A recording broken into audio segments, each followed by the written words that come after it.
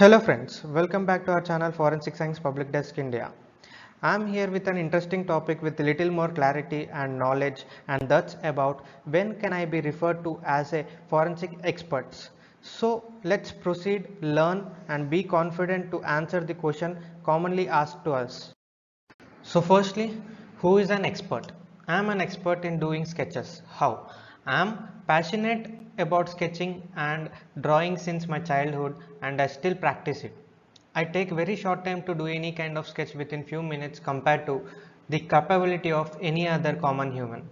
Hence, I can be referred or regarded as an expert in art of sketching, and I have knowledge on sketching where I can give opinion or comment on others' works too, whether it is authentic, truly hard work, commendable work, etc. And I can also be able to identify what were the possible ingredients used to make certain sketch. So that was an example which gives us the better understanding on who is an expert. A person who has special knowledge and skill in particular branch of learning and thus qualified to give his opinion, whereas an ordinary person is not competent to do so. Thus doctors, artists, engineers, mechanics and the diverse class of specifically skilled workmen would all be considered as experts. So let's know and how can it be applicable in Indian laws. How can you be an expert? Crimes are associated with number of evidence like blood, bullet or dead body.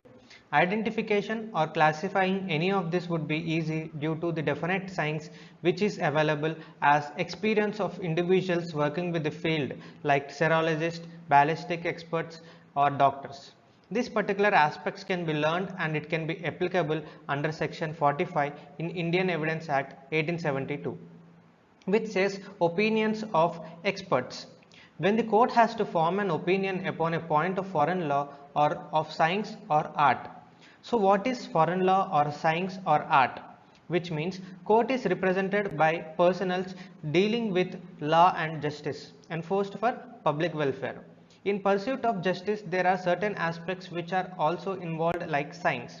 Representatives of court, that is judges or law practitioners, are not aware of this particular sciences like serology or physics or medicine, nor they can complete degrees related to that in few days, nor they can be unethical by justifying anything by their own.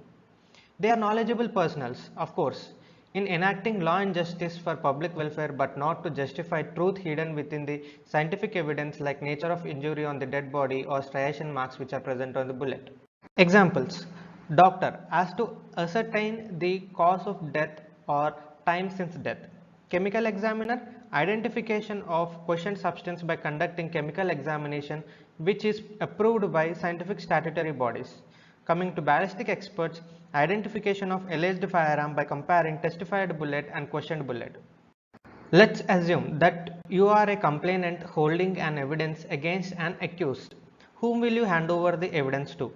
Just imagine if you are having an evidence which is a document with disputed signature, questioned age of ink in the signature and contents on the questioned documents. Whom will you hand over the evidence to? One who has just completed masters in forensic science or one who has 10 years of experience dealing with similar types of cases? Let's understand. One who has just completed masters in forensic science has experience practice with demo samples and simulated samples or experience while in internship or project under supervision of an expert. Court cannot relay particular people leaving behind the qualified experts, but you should be having capability to convince the court in the science subject matter, thus makes you an expert. Anybody one who can prove or involve in scientific examination of an evidence on the grounds of being intellectual in scientific principles and law which are in current practice by many of the recognized scientists can be referred and can be used to prove the truth hidden in the evidence. This can be regarded as private practice of forensic science or forensic consultancy. According to Indian Evidence Act 45, opinion formed by an expert is based on recognized principles regulating the scientific study. The opinion so formed by a person having necessary special skill in the subject is, therefore, the opinion of an expert in that particular branch of the science. Such an opinion is opinion of an expert in the branch of science which is admissible in evidence under the section 45 of Indian Evidence Act. Or one who has 10 years of experience dealing with similar types of cases as an expert. Similar kind of cases here means there are plenty of complications involved in dealing with crime evidence. Many of the times experts may fail to form an opinion, and whereby the court will justify such conflict by itself being expert by considering other circumstantial evidence and facts of the case under the section 73 Indian Evidence Act. Though section 73 deals with comparison of signature, writing or seal with others admitted or proved, it also has relevance with explanation given for the court expertise. You can find reference case study provided in the description regarding one who has 10 years of experience dealing with similar kind of cases are more expertised than one who has just completed masters in forensic science. Are there any designated experts recognized by court?